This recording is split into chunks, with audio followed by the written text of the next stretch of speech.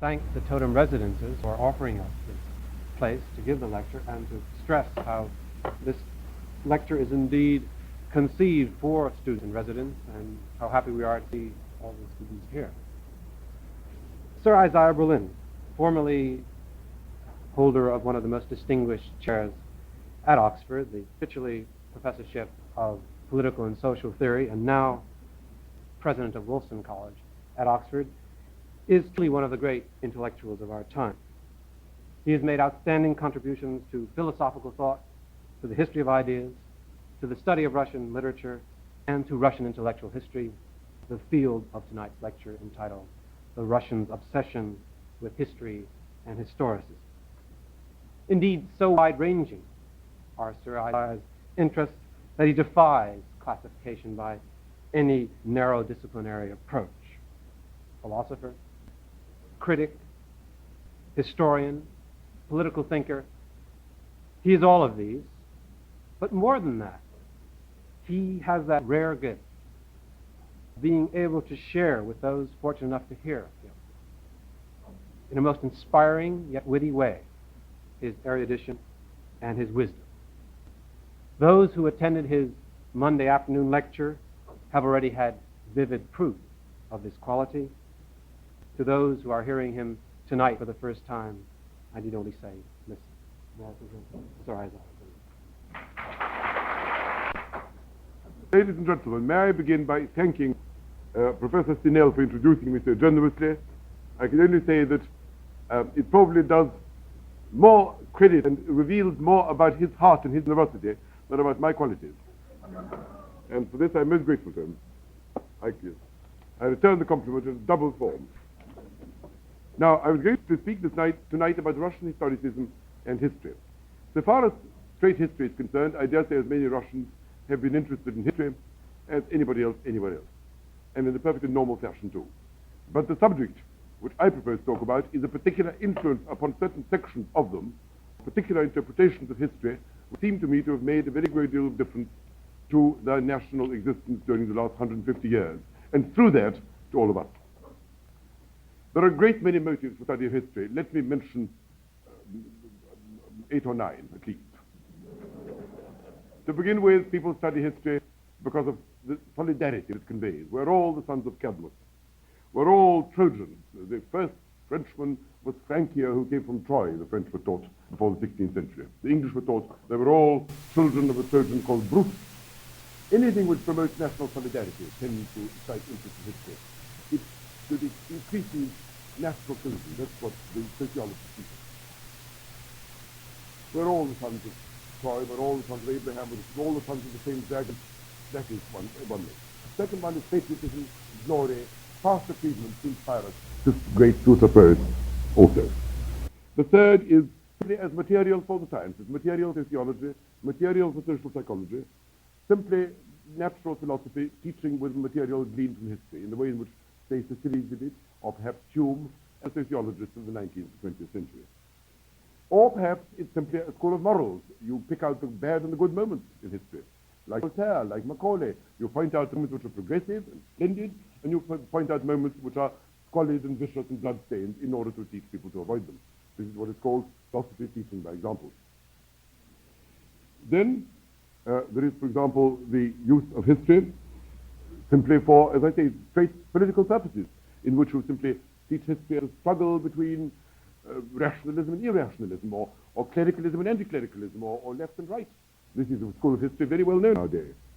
Or perhaps it's a school of which represents history as a great drama, a great divine drama, beginning with the creation of man and ending with the transfiguration, with the second coming, with all the great historical personages and periods who live out this great God-inspired and God-written dramatic succession of episodes in the way in which it is written about in the Bible, and in the way in which Augustine treated it, or various medieval philosophers, or Bossuet, or in its secular form, thinkers like Schelling and Hegel and Marx.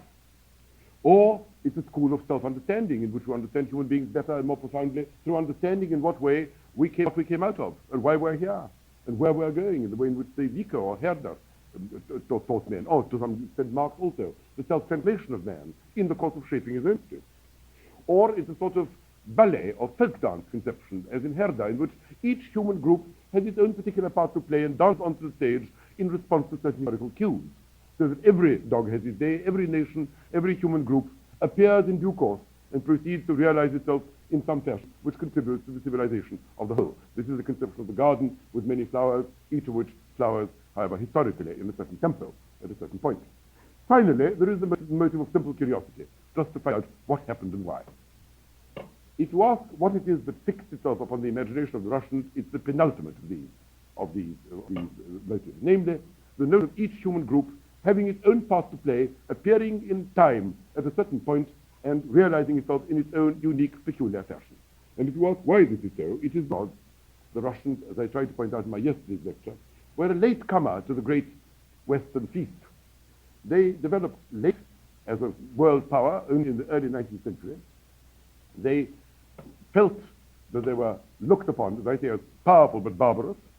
Like all nations that were economically or socially backward, they had a feeling that they must in some way demonstrate their powers, they must find some part to play, they must show that they too have some kind of role to execute in the great unrolling of the human carpet. And any philosophy which taught that every powerful human group surely has a moment at which it occupies the stage, at which it teaches the rest of humanity, at which its message becomes the compelling message upon all mankind, any such doctrine is like to commend itself to a vigorous, ambitious group of human beings who had hitherto not played any significant part, and who were both conscious of youth and strength and ambition, and at the same time felt themselves to be uneducated, ignorant, barbarous, and feared and despised by the more developed nations of the West.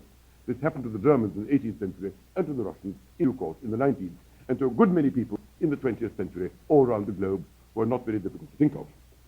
Now, the fundamental motive, therefore, which dominated these Russians, particularly in the early 1820s, 1830s, was, if you like, a kind of search for a libretto. Herzen put it very vividly when he said, asked the question, has history a libretto? And if history has a libretto, like an opera, what part in it has been assigned to us? I won't go over again what I said to you about Adaev yesterday, who condemned his own people for having no past, and wondered if they really did have some role to play in history, and wondered why they'd been created. After Tsardaev had been condemned for lunacy, in daring to say that the Russians had no significant history, and might perhaps have no very significant part to play, he duly repented, as others have done since his day.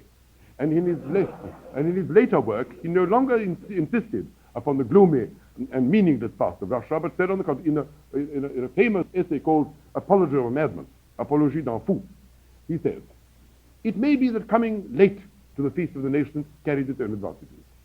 After all, Europe is probably at the end tether. They are finishing, we are beginning. It's the well-known cry of developing nations.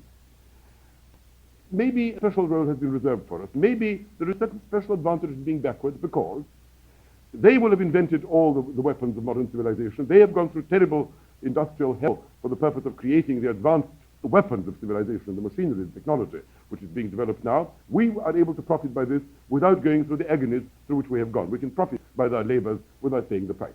This notion that lateness carries its own reward, that if you come late, you can profit by the gifts or by the inventions of others without necessarily having to earn them, by kind of tortures and the kind of labor which the others have had to spend, is something which Tsardaev is, I think, the first to enunciate. It is then repeated by Herzen. It is repeated by Chernyshevsky, who was an early Russian socialist thinker in the 60s and the 70s.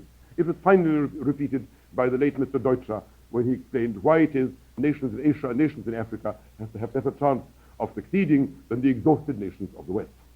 This is a well-known, well-known object of hope. It's a well-known prop to people who feel that their resources in the past have been somewhat inadequate, and therefore there may be something to be said for starting with an absolute blank sheet. This is certainly a doctrine which becomes fairly frequently repeated in Russia in the middle of the 19th century.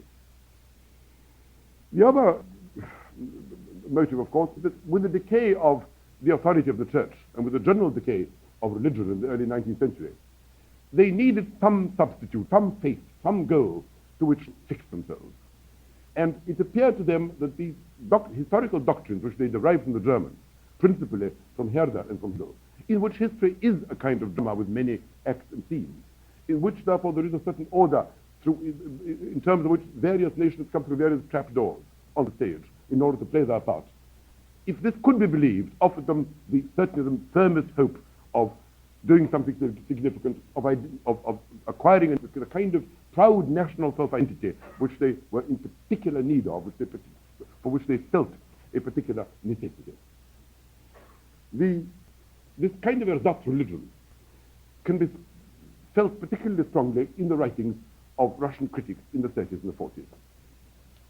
As I tried to say yesterday, if we take the critic Belinsky, he was a man who really tried to live the doctrines of Hegel. Once he decided that Hegel was right and that everything which happened in history had its explanation, and therefore that everything which happened in history could be justified by being a historical necessity coming when it does, he really tried to live this doctrine, even though it committed him to various disagreeable consequences. Nobody has ever tried to live doctrines with the intensity and with the earnestness and with the depth of the Russians. I mean, there have been lots of historical philosophers of history since Hegel. After all, there are the philosophies of Spengler, there are the philosophies of Professor Toynbee. You may believe in Toynbee's doctrine, you may not, but nobody has ever tried to live Toynbee.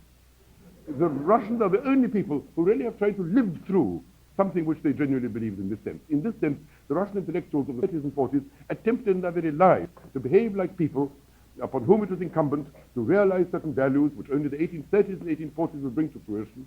They asked themselves what history was like. They decided the Germans were right, that if there was to be a science of history, and they believed in science, because science was the only great liberating force of the modern world, which would forever kill superstition, which would forever kill ignorance and prejudice and all the horrors of the past. If there is a science, there must be a pattern. There must be a pattern which can be understood. If there is a pattern, the question to ask is, where do we occur in this pattern? Where are we? Where do we come in? Which stage have we reached? And this is what preoccupies a good many Russian thinkers in the middle 50s.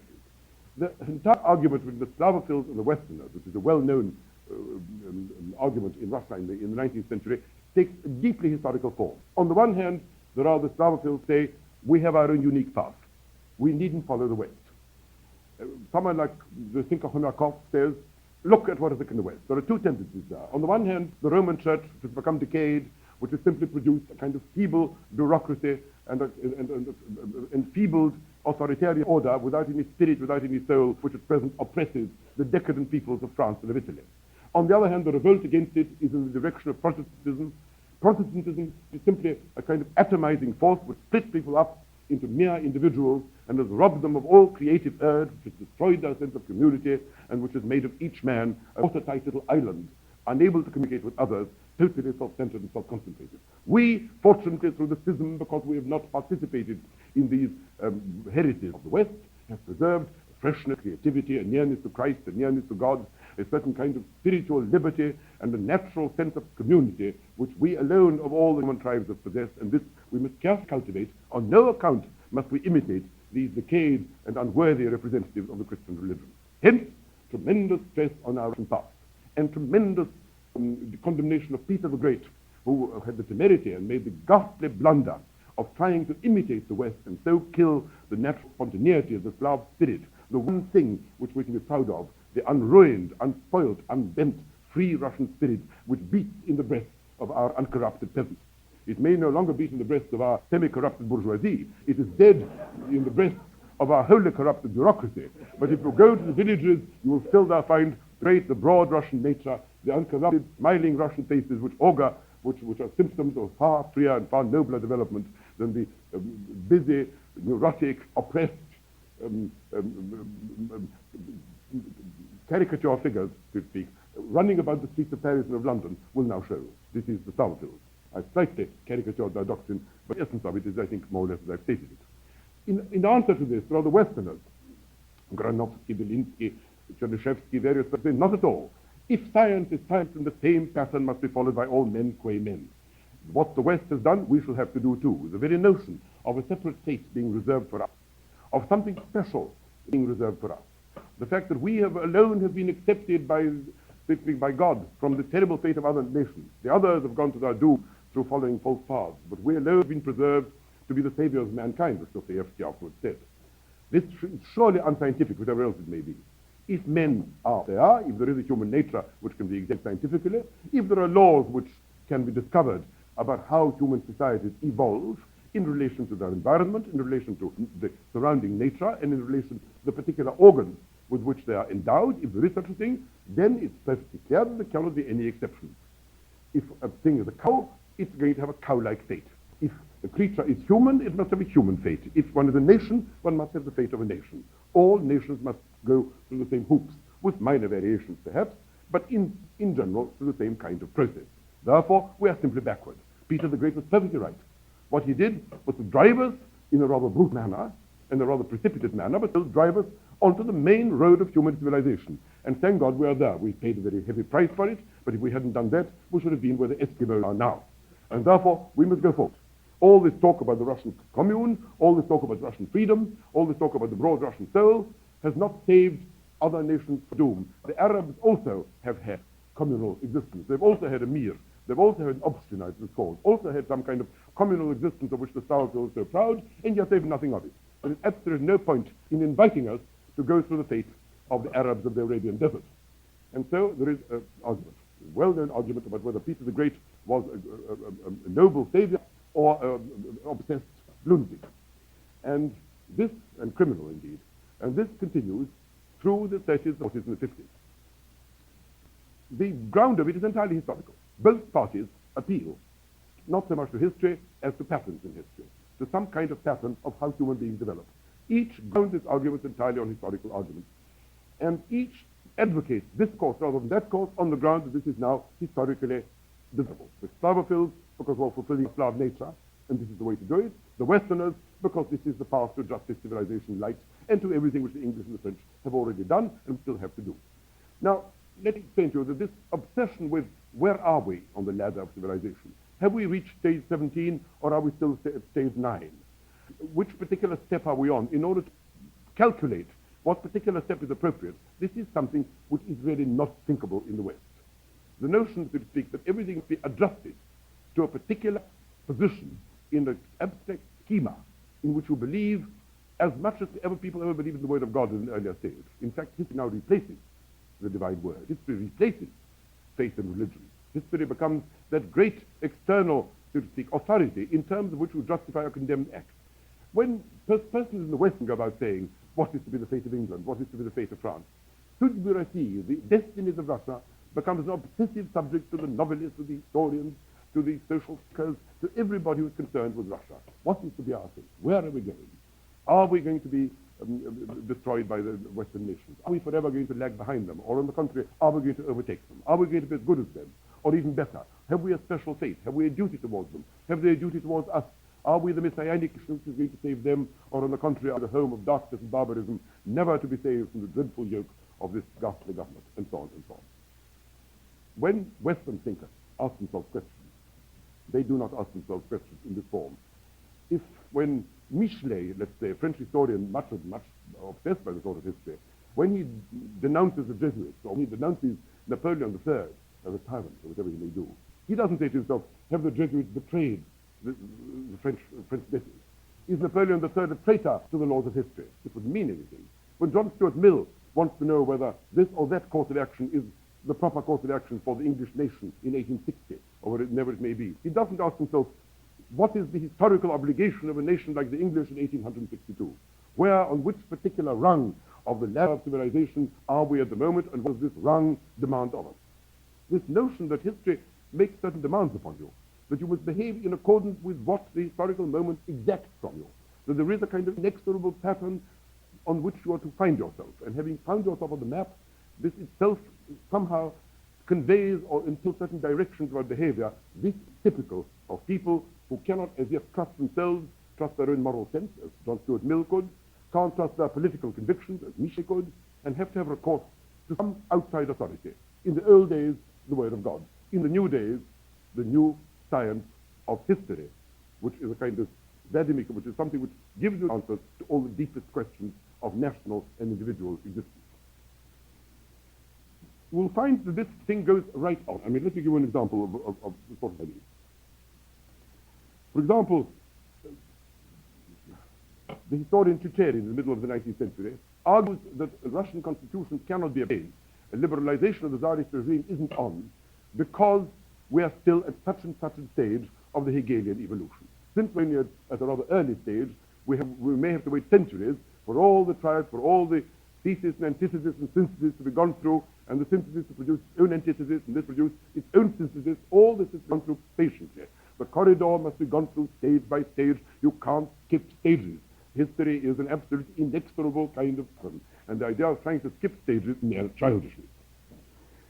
Herzen, writing to Bakunin in the late 60s, Bakunin wants to make a revolution at once, says you don't understand. Revolutions cannot be made now. Liberated slaves cannot construct buildings which are capable of giving freedom. Out of the bricks of slavery, out of the bricks of a prison, no free man's dwelling can be constructed. We have been through centuries of with denounced injustice, arbitrariness, monstrosity. Patience, patience. History has its own purpose. Gradually we must educate our people towards these rewards, and there is a certain rhythm of history to which you must adjust yourself. If you don't adjust yourself to this rhythm, if you do make a revolution, if you do have a putsch, you will find that history will avenge herself. That in fact, instead of creating a free community, you will merely create a new slave community to replace the old one. You will exchange one yoke for another. History cannot be mocked. This kind of semi-personification of history as a kind of external force which governs you and we must very carefully study in order to be able to adjust yourself to its movement, is something, as I say, which is, I won't say unique about the Russians, because the Germans show traces of it too, but which the Russians exhibit in a far more vivid degree than any other people. Take, for example, the great argument between the populists in the 70s about what we ought to do. I'll give you an example with it. The Jacobin, neo-Jacobin Tkachov, was a man who thought that the only way to liberate Russian people was by means of a putsch. We can't work with the peasants. We can't listen to what the peasants say. The peasants are the enormous mass of Russia, but they are stupid, reactionary, and treacherous. We can liberate them, but we can't expect them to liberate themselves. We can do something for them, but we can do nothing with them. If we trust the peasants, they will simply hand over to the police, which in fact what did happen. It was all those young men who in the early years of the 1870s did go into the country and did try and help the peasants, but they had such genteel accents, they were clearly so unlike the peasants. In spite of their clothes, the peasants were naturally suspicious and handed them over to the authorities in droves. But, and therefore, the only way of promoting a proper revolution is by having a small, well-organized conspiracy of full-time professional revolutionaries who will seize power and hold it, if need be, against the peasants, in order to liberate these very peasants, if need be, against their will. To this, the more moderate populist Lavrov says, but if you do that, you'll be behaving like the Jacobins in France. The appeal is always to history. Look at what happened there. They seized power, then in order to protect themselves against counter-revolutionaries, they more or less had to militarize themselves. The militarization, I mean the very act of having to hold on to power, in order to prevent people from overthrowing you, brutalizes you and militarizes you, and makes you ultimately suppress the people whom you are trying to liberate in the very act of trying to resist the counter-revolution. Anything which makes you into a besieged army tends to brutalize you, tends to make you into an oppressor, and once you become an oppressor, the question of survival becomes important, the question of the self-perpetuation of your power, and you will never liberate them at all. To which Tkachov said, yes, it's all very well you're saying that, but look at other examples of history. If you wait, that will happen to you, which happened in the last centuries in France and in England and in Germany. Where do we get our revolutionaries from? We get them from the educated classes. We get them from among the doctors. We get them from among the engineers. We get them from among the agrarian experts. We get them from among the lawyers whose lives are made miserable by the oppressive and idiotic regime of Tsarist Russia. But if they're intelligent, they will do something. They will provide scientists with laboratories. They will give doctors employment. They will employ the engineers in state enterprises. They will use agricultural experts to improve the peasants, and they will buy them off. All they need is simply opportunities for work, for creative work. Once they do that, they'll cease to be revolutionary. The fire will go out of them, and then you won't be able to make the revolution at all. You needn't have worried. The Russian government, in fact, did not display such intelligence. But the analogies were with what happened in France in the 18th century, towards the end of the 18th century, beginning of the 19th. By giving opportunities to these very men, they managed to disarm potential revolutionaries. Therefore, the appeal in both cases entirely historical examples. There isn't very much appeal to direct moral principles or direct political principles, as there would certainly have been in the case of similar disputes in France or England or in America, and so, or even in Italy. Similarly, you see, almost every argument in the 60s and 70s takes this particular form. Where are we? What point of path have we reached? which particular rung of the ladder, which step of the advance that we made. That is why I wish to convey to you that when Marxism finally came to Russia in a serious way, which happened towards the end of the 70s and beginning of the 80s, its seeds fell on immensely fertile soil. Already the soil was prepared for historicism in this sense. Already it was prepared to believe that what the great authorities of the West said was true. Another characteristic of these Russians is, of course, immense bowing before foreign authorities. Having none of their own, you always quote texts. If you want to prove a point, you don't prove it so much on empirical observation. Sometimes, of course, with historical examples, but not very much independent sociological thought. What happens is you say, Buckle says, Mill says, Spencer says, Darwin says. And these things have enormous authority. Not because these men are so important, as because they're somehow in the confidence of history. They are scientists. History is a science. These men have the secret, they have the key, they have the pattern. And if they say that, surely, this is what Western scientists believe, and who are we poor fools to resist the onward march of this great science which covers history as well. So when Marxism came to speak, it fell, as I say, on very fertile soil, and the seed sprouted. Someone like the socialist revolutionists who were not Marxists were genuinely terrified by what Marxism taught, because what Marxism taught them was some form of determinism, as you can see, and some kind of pattern in history which cannot be avoided. I do not wish to be a toe on the leg of history, said Mikhailovsky. I don't wish to be dominated, to believe myself to be dominated by some huge force over which I have no control. Now, let me tell you. Freedom of the will, determinism, is a famous human problem, which people are worried about from the days of the Stoics, at least, until the present day. And people have, it is no doubt an agonizing problem, both for philosophers and sometimes for ordinary men. But the Russians are the only people where the problem of free will actually made a difference to political propaganda. When Mikhailovsky uttered these things and other socialist revolutionists objected that if there was a grim determinism prevailing in the world, then perhaps there was no point in running enormous dangers. If history is going to, in fact, according to Marx, is going to do the job for us, first you have the feudal regime, then you have early industrialism, then you have developed industrialism, then you have the industrialists training an army of workers, in a sense, against their own purpose. But they train them to become their own gravediggers. Then you have the revolution made by the workers, which inevitably ends in the victory of the proletariat and the emergence of the classless society. If this is inevitable, why should we today take risk imprisonment and death, when by simply waiting, it might take a little longer, but there's up to no point in taking unnecessary risks. History, the stars in our courses, are going to do the job for us. In order to stop the party from falling into this rather gloomy condition, the thinker Peter Struve, writing in the 90s, has actually to persuade his party that although 90% of history is determined, 10% is not. Nobody else. You don't get Kautsky in Germany. You don't get Kautsky or Bernstein in Germany. You don't get Jaurès in France. You don't get William Morris or somebody in England, all of whom are socialists touched by Marxism, having to persuade their followers that although as to 90%, they can't help themselves. Because in a sense, they're the sort of playthings and pawns of some great impersonal process. Yet there is a corner of 10% where perhaps a certain amount of free will prevails, and therefore the game isn't completely up. It's all right. There is some room for individual enterprise and initiative. But in Russia, Struve, who is a perfectly serious thinker, has to work out a doctrine in accordance with which, although 90% is foreclosed, you can't do anything about that, 10% is free, so it's worth doing certain things after all. It's worth organizing, it's worth taking risks, it's worth having strikes, it's worth pressing the government, it's worth having conspiracies and the rest of it. This is a very neat situation. But as I say, let me give you another example. The socialist revolution, emerging from the reading of from study of the agrarian question, realized, of course, at a certain point, that if Marx was right, and if the conditions for a successful revolution was having an enormous industrial proletariat, which was in fact the majority of the nation, then the Russians, the majority of whose population, 90% or 92% in the 70s, of whose population were simply agricultural or peasants, hadn't any chance of having a revolution in their lifetime. They'd have to wait for a very long time. And the Marxist Stakhanov, the teacher of Lenin, did indeed say, it's no good, we've got to get through it, got to get through the corridor, we must now help the capitalists, create the capitalist regime, they will breed the proletariat, and the proletariat will overthrow them. We're still at a rather early stage of this process. You can't jump these stages. We've now got to help the capitalists to create the order which is going to oppress us into liberation.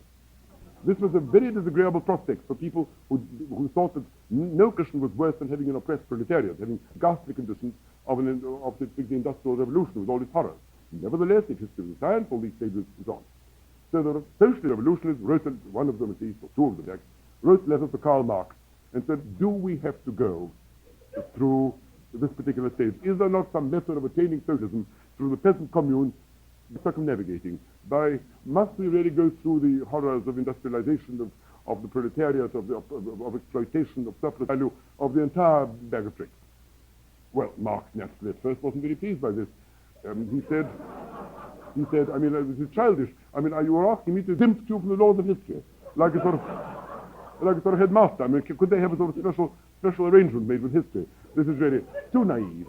On the other hand, although he despised and disliked Slavs for the greater part of his life, in the 70s was a period of extreme reaction in Europe.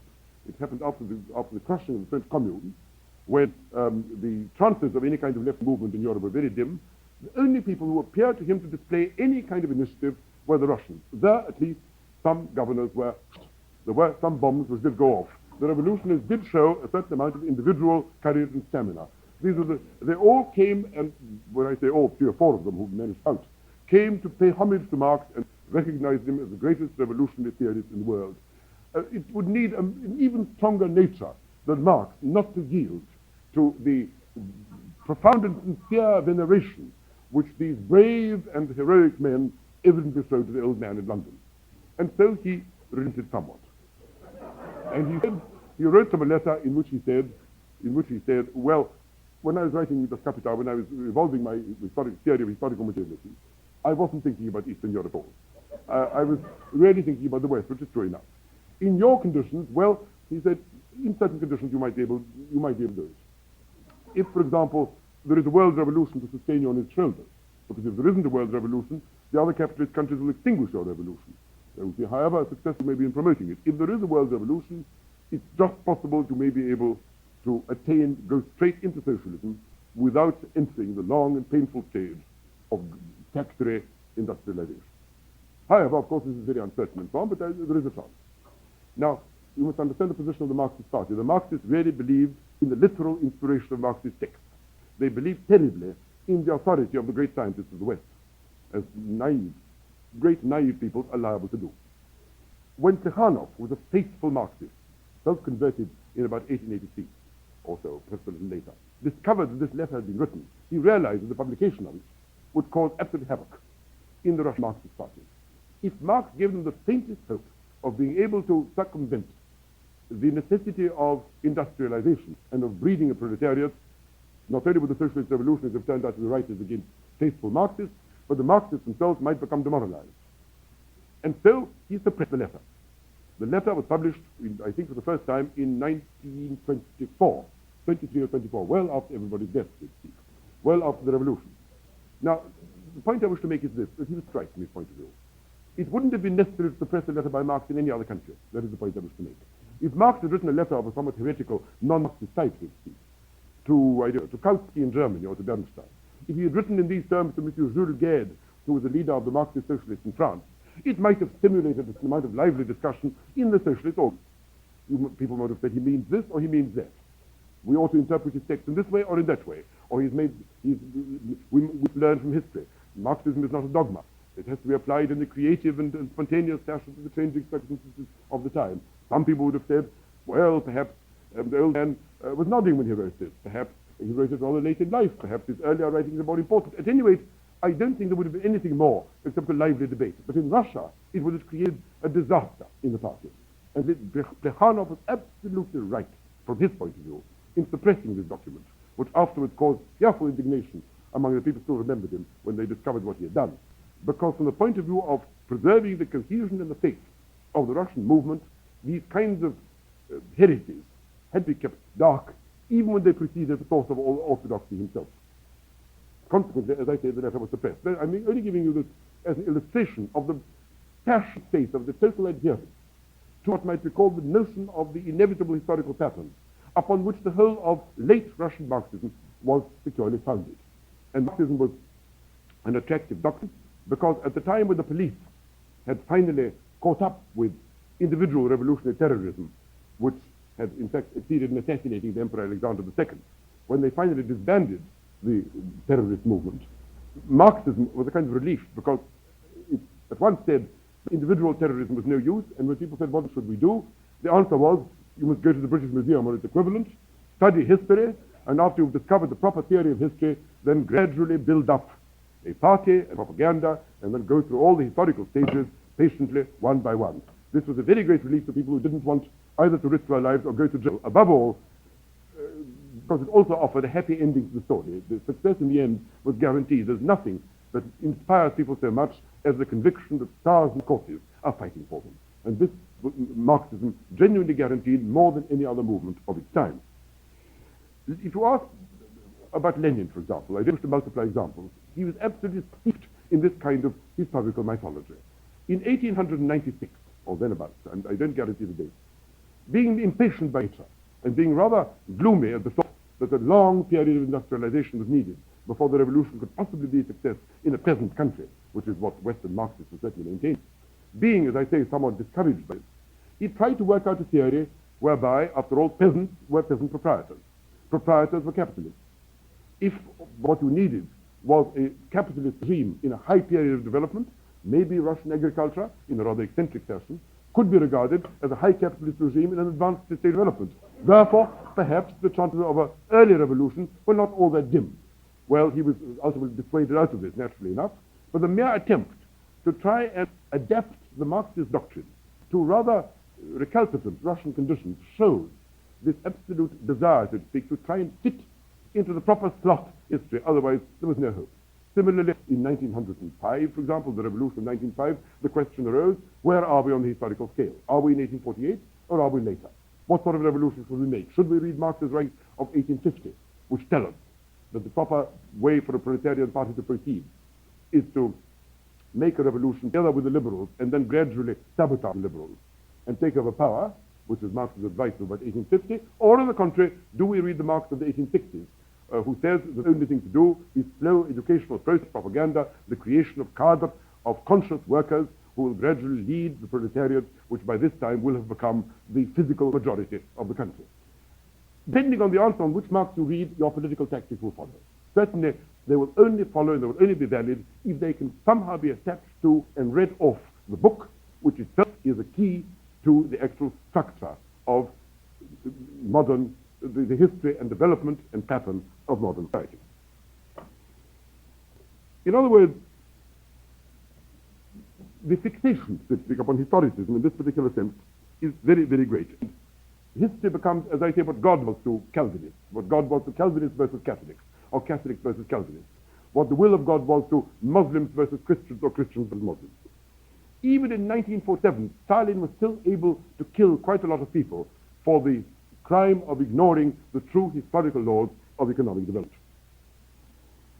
I don't want to say that every Russian was affected by this. I only wish to say that the particular trend, the particular, so to speak, group of persons who in fact affected Russian history, namely the intellectuals who in fact gave its tone to the intelligentsia, gave its tone to radical Russian thought, and ultimately produced the only party which in fact in 1917 appeared organized enough and able enough to seize power and to use it to effective account that these people were intoxicated with the notion of the historical pattern. And this is what gave them their strength, their hope, and in a sense militated in favor of their success. There's nothing that succeeds so well as a coherent doctrine, whether or not the facts fit. If the facts don't fit, you simply bend them to the doctrine. That also is a way of succeeding. I don't say that all Russians were affected by this. It has to be admitted, for example, the socialist revolutionists never were. A revolutionary like Bakunin, who thought that any time and any place was suitable for making a revolution, was not much affected by historical theories. The idea of a kind of historical determinism struck him as a kind of hideous cage, which would prevent people like him from acting in this wild, free, spontaneous, and destructive manner, which is what he loved above all. There were other thinkers too. There were some among the populists in the 70s, like Khailovsky and Pisarev, who certainly didn't accept it. Tolstoy didn't accept this theory among the great writers, but then he didn't accept it because he didn't believe in history at all, because he was a man who thought that anyone who pretended to find out about the patterns of history was simply a charlatan, because there were no laws knowable to man, and anybody who pretended to know it, like sociologists or scientists, was simply telling lies. I've read the whole of Das Kapital, said Tolstoy. I've read it so accurately that I could be examined on it. Let me tell you, there's nothing in it. But, well, the other group of persons who were not affected by this prevailing historicism, let me tell you, and this is interesting enough, were none other than the historians.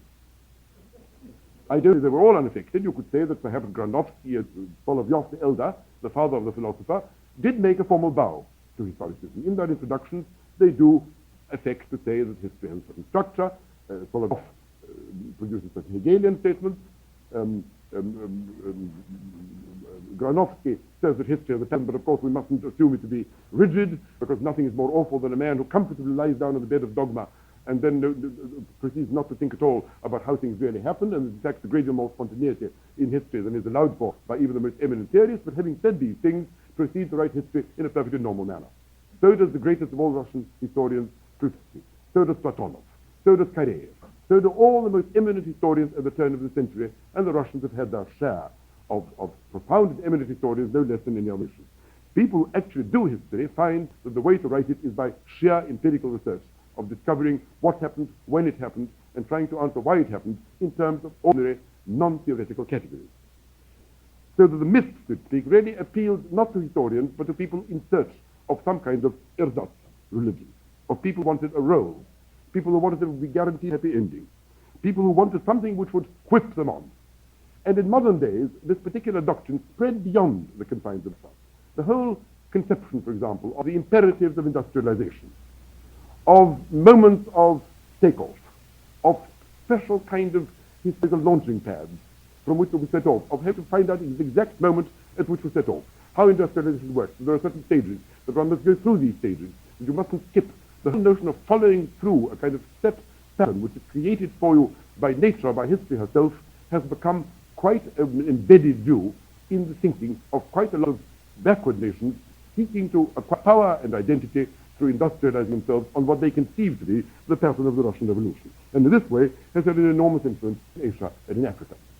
You find odd examples of it outside too. For example, if you think of Germany, for example, the Nazi Germany in the later stages of the war was stopped. In 1945, when the Germans were losing the war very obviously, and when, so to speak, Mr. Rose died, and there was some hope in Germany that this somehow would turn the war in their favor, because America might get out of the war, or something dramatic might happen to save them. And this didn't happen. Dr. Goebbels said, this is inconceivable, that the whole of history should lead to this. Surely the rise of the Nazi Party, all these miracles which happened in Germany, cannot be wholly meaningless. And he said, history must indeed be a whore if it allows us to perish. Now this implies, so to speak, that there is some kind of godless history, that there is some kind of historical pattern which you can understand, and if only you rely upon that, you will be safe. And that history will simply turn out to be a whore, history will turn out to be meaningless, an inconceivable thought. Mussolini, when the Allied troops first landed in Sicily, and Italy was in danger, said, we're fighting, but history has us by the throat. Men, one can resist. History, scarcely. And so you get this notion that something, a huge impersonal force called history, which has its own patterns, if only you can find out where you belong there and hitch yourself on to the correct, so to speak, bit of it, then you may be sure that you'll be carried on to the next stage by forces which nothing can resist. Of course, you will make a mistake and get yourself into the wrong place, you'll be crushed by the juggernaut. But that notion of history, I think, in a sense, stems from this very pathetic, but although intelligible, desire of the Russians, particularly in the 19th century, to acquire some doctrine in terms of which they would come out top, in terms of which all their apparent disadvantages would turn into advantages, in which their backwardness and their barbarism would somehow be transmuted by some magical process into something or other which in some sense would make them victors over the very people who they thought, at any rate, despised them and mocked them and looked down upon them. This is really the doctrine. I don't want at this particular stage to utter any general propositions about the validity or invalidity of historicism as a doctrine, or of the doctrines and patterns of history. I ought perhaps to hint to you that it seems to me that the 20th century has done very little to prop up the view that history moves in inexorable stages. I think it was I can't remember who, I think it was the late Mr. Justice Brandeis of America who once said that the irresistible is very often merely that which people don't sufficiently try to resist. And I think there is a certain truth in that. This is all I have to say on this particular topic. There's just one thing I'd like to add. If anyone wants to ask me questions, I should be extremely happy to reply to them. But as there are a good many people in this room who have honored me by their presence, maybe it would be a good thing if there was perhaps the opposition, an interval now of say 3 or 4 minutes in which those who wish to go away can go away, and those who wish to ask me questions or discuss things with me could be left behind and perhaps come forward and ask me anything they wish. Thank you very much. Not generous, but truthful. I'd like to thank Sir Isaiah on behalf of all of you for another very, very brilliant talk. Thank you.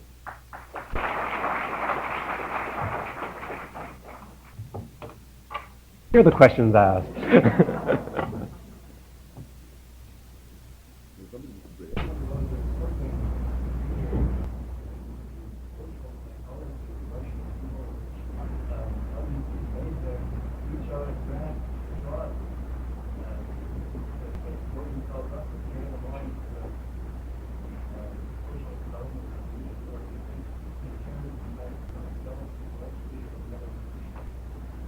I'm sorry, you're asking me about whether something peculiar about the Russians would make them do what there? I think, yes, yes. Yes, yes. No, I don't think so. I mean, there may be something peculiar, but I don't know that it's always rather a feeble thing to say to national character is the very last kind of reasoning which one ought to use explaining anything. Because it's on the whole circular. You're simply saying Russians are the kind of people who do this kind of thing, that's why they do them. which is not a very illuminating sort of answer. No, I try to convey, but that's not very successful, I'm afraid, that this is a situation which is fairly frequent in the case of all, not all, anyhow, many undeveloped nations, when they're faced with a combination of circumstances, namely a certain feeling of their own strength. I mean, they come to maturity in some way, being precipitated onto a work stage, I mean, after some period of isolation, you see, suddenly finding themselves involved in world events, and at the same time an acute feeling of not an inferiority complex, but actual inferiority in the matter of education, of civilization, of technology. And when they're in that condition, I think you have to whistle to keep your courage up, and you feel that since the past is not there to buoy you up sufficiently, the future will be. Something must be. And any doctrine which promises that is going to be very well received. And I don't think that's confined to the Russians at all. I think we'll find exactly the same thing true of various nations in Africa and Asia as we speak, who feel that whatever may have happened in the past, they have glorious futures, that the white races should speak on the retreat, so to speak, and that there's a great deal to be done, that for many years they've lingered in darkness, but there are 800 millions of them, soon there'll be a billion, or there are 100 millions of them, soon there'll be half a billion, or something else of that kind, that are unexhausted, that the Europeans, or white, this old imperialists are plainly rather exhausted, and therefore we shall come on to the stage. The Germans felt it quite acutely in the 1770s. The Russians began feeling it, I suppose, somewhere around the 1820s. And other nations, I think, subsequently done exactly the same. I'm sure that's the feeling, if you go to certain parts of Africa and Asia, I have no doubt that they feel that number and strength and the future is on their side. It's the old saying of the Russian traveler von Wiesing, who visited Paris in 1770, who said, "Ils finissent, nous commençons." They are finishing, we are beginning. So I don't think it's peculiar to the Russians. That's what I want to say. I think it's a kind of historicism on my part to say that nations in a certain condition tend to develop this kind of consciousness, but I'm not altogether afraid.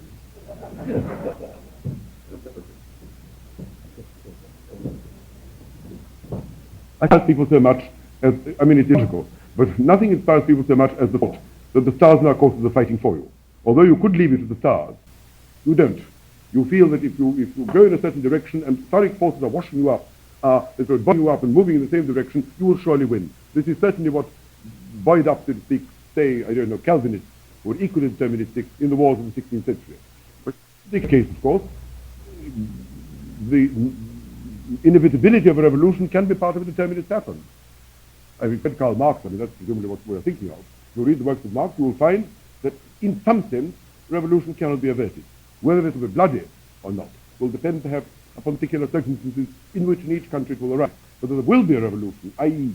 liquidation of one class by another in some forcible way, that he regards as absolutely critical necessity. The fact that it is necessary doesn't make it less desirable from the point of view of those who are going to profit by it. The only thing is, of course, they may think that even if they do nothing at all, it will anyway, therefore why make the effort? Well, the doctrine says that is true, it will happen, but if you accelerate it, you will shorten the birth pangs. At least you'll have it in your own day. People are not very satisfied to think that the revolution may take another 500 years to mature. If you think that your own efforts may actually make it happen tomorrow, That, no doubt, is a very strong form of leverage.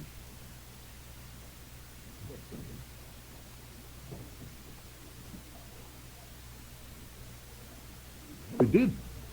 Yes, yes.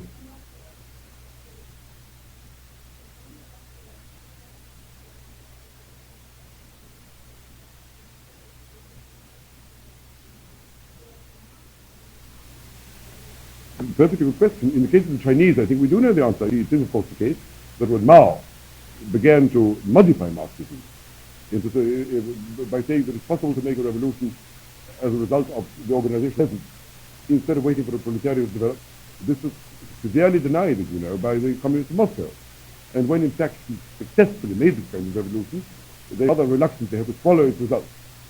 And for a time, I think, you have to say, this was all right, it was perfectly coherent, it was perfectly compatible and harmonious with Orthodox Marxist doctrines, and of course it wasn't. There's very little in the works of Marx about peasants. Everything about peasants had to be imported afterwards. Lenin did a certain amount about trying to work out Marxist doctrine in the villages by which to define the poor peasant as being some kind of proletariat. But the idea that an agrarian country like China could make a revolution without the aid of industrial workers at all, that the industrial workers weren't even going to be the leaders of this revolution, as they at least were in 1917 in Russia, that was regarded out of all question. Therefore, when it happened, it administered a shock to the system.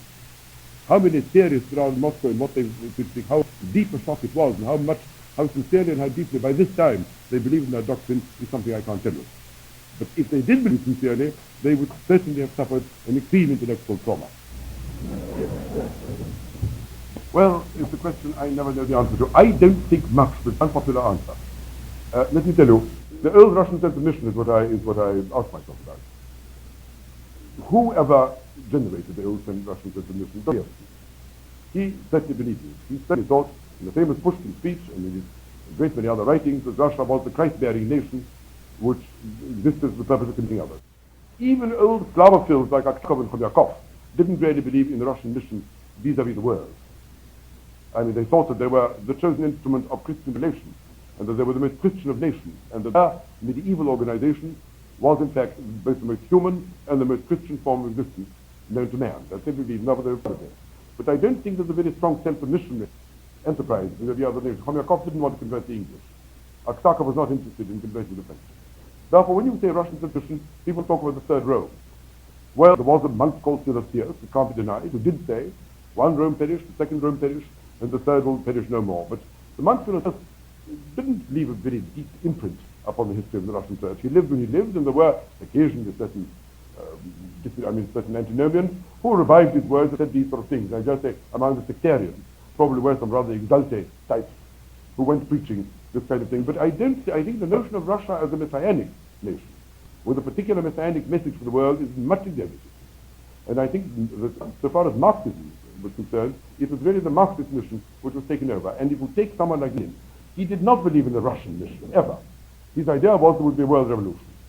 Russia happened to be the weakest link in the Russian structure, as it turned out, and therefore it was felt to the privilege of Russia to be the first country to start the great proletarian revolution, as it fell to the privilege of the French to be the first country to embody the principles of liberty, freedom, and equality.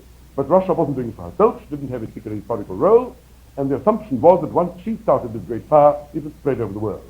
When it didn't, it was an extreme development of the doctrine. Therefore, the idea of this particular unique Russian mission seems to me to be a piece of hindsight, a piece of reading backwards from the particular impression made by Marx and by people like Berdyaev and others into Dostoevsky, into the monk Philotheus, into certain religious writings of this notion of the Russian mission. If you would ask an ordinary Russian intellectual around about 1850 whether he thought Russia had a special mission, I very strongly doubt if any of them would have any idea of what you meant. Yes, sir. Too much about it because I really know very little about them. The early poets, certainly, some of the people, it depends which side they were on. Well, Pasternak is a bit different from Mayakovsky. Mayakovsky certainly felt himself called upon to be the tribune and the herald of the new rising world order. The poem on Lenin and the poem on Yes and so on, you see all those things where certainly he thought of as a great trumpet, which was going to trumpet forth the world revolution himself as his chosen instrument, no doubt about that. He had full sense of the mission of the somewhat differently interpreted in the way in which it was done in the 19th century, in a kind of violent, slightly hooliganish, arrogant, rude awakening for a person. Pasternak was somewhat more complicated. Pasternak saw the revolution happen. He saw it as a cosmic event.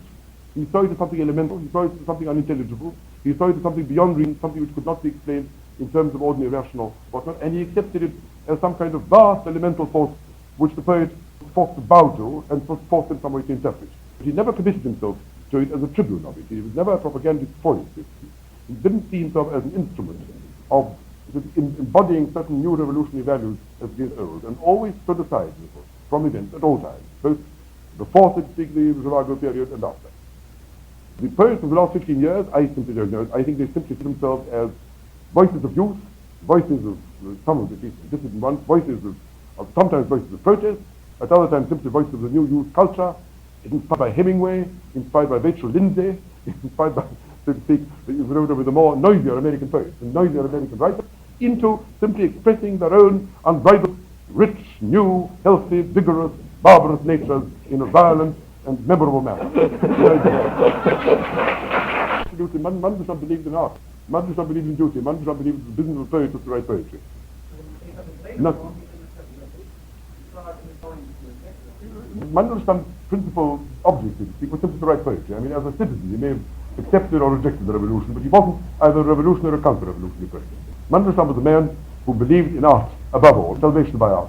And when the state became the kind of state that it did become, and began to persecute him and other poets, and declared itself against the kind of art which he believed in, and insisted upon carrying upon him all kinds of restrictions, and issuing all kinds of orders which appeared to him to vulgarize and crush any kind of artistic impulse which anyone might have, he of course protested against it. But as a poet, what he really believed in is simply producing poetry, and nothing else at all. And only resisted, he felt that his integrity and his personality as a poet were being savaged by the regime. But he certainly protested against it, but he would ask Mandelstam whether it was the function of poetry to behave politically at all. I doubt if he would have said it was. On the contrary, he would have said that the orders to poets to politicize themselves were in themselves death to art. Let me tell you a story in this connection, if I may. Pasternak, whom I knew, once told me that in 1934, I don't think this really happened, this is the story, in 1934 he was informed that there was an anti-fascist congress in Paris, to which he was summoned to come.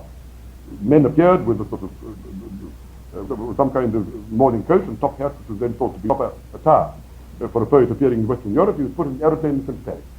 He appeared on the platform that evening in Paris. There was there, I think, Dreiser was probably presiding. A great many writers, Ian Forster, Dreiser, Rebecca West, all kinds of people, Stephen Spender, all kinds of people. You can imagine, they all appeared. Almost every liberal writer in the world, you could speak, of any eminence, either supporting this or appeared personally. It was a perfectly good liberal assemblage. And Pasternak appeared before them and said, I understand that you are here to organize the fight against fascism. Naturally, you know what my views about fascism are likely to be. Nevertheless, let me tell you one thing. Do not organize. All organization is the death of art. He sat down. The gentleman lands I couldn't deny that. I wasn't trying to explain the course of Russian history in terms of the influence of historicism on a group of Russian intellectuals. And what I was merely trying to do was to say that there were more persons addicted to, or in some way under the influence of, these historicist notions than there were in any other country, and these people were, on the whole, in the end, because they believed in this so fanatically, highly effective. Once they were in power, they behaved exactly like any other group in power behaved, in relation to the circumstances which surrounded them, and tried to resist any forces which they regarded as hostile. But even so, even under the pressure of what you quite correctly say, poverty, intervention, and all the rest of it, a certain element of fanatical historicism lingered.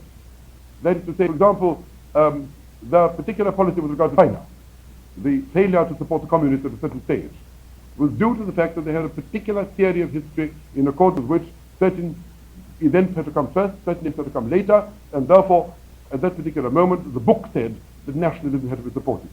The fact, for example, the communists in Germany in, say, 32, were instructed to vote in the plebiscite as they did, and were ordered not to collaborate with the Social Democrats against the Nazis, was due to some kind of dogmatic, historic view of the fact that there were certain situations which were called revolutionary and certain situations called non-revolutionary. In non-revolutionary situations, you created popular fronts. In revolution situations, you exacerbated existing disorders because they could only work in your favor. I'm not at the moment saying anything for or against these things, only that they spring from some kind of addiction to some kind of absolute dogmatic historical theory about the order in which events are inevitably bound to proceed. This seems to me a heritage from the 19th century. I dare say they've shaken themselves free of it now, but it's taken a very long time.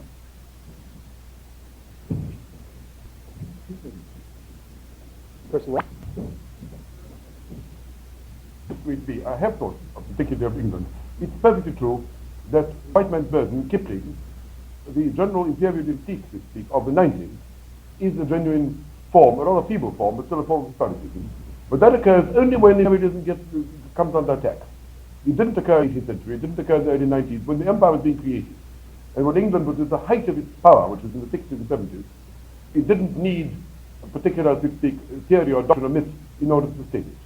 The myth came to its aid only when attacks were made upon it and when it wasn't quite so certain, when a certain amount of guilt ensued.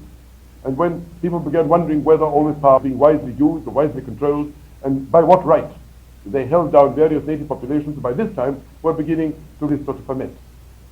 The same thing occurs, I should have thought, in the case of America. I'm less familiar with the facts, and I really can't tell you, but I agree with you. I don't think it's an absolutely necessary condition for being inspired by historicist myths, so to speak, that you should backward. My position is the opposite, that if you are backward, you are liable to use these myths as some kind of prop or some kind of sentence. But the people in non-inferior positions feel themselves inspired to march forward if some convenient myth drives them forward, such as you say, Manifest Destiny, or the American Century, or things of that kind. That this does happen is, of course, not to be denied. I'm not saying that countries, so to speak, in full plenitude of power never have these myths. Only that countries which are not in plenitude of power and, in some sense, mean to get somewhere, because they feel an enormous accession of strength and some degree puzzle them, so to speak, some degree of ignorance about how to use it. These people seem to be most liable to fall under the domination of those myths.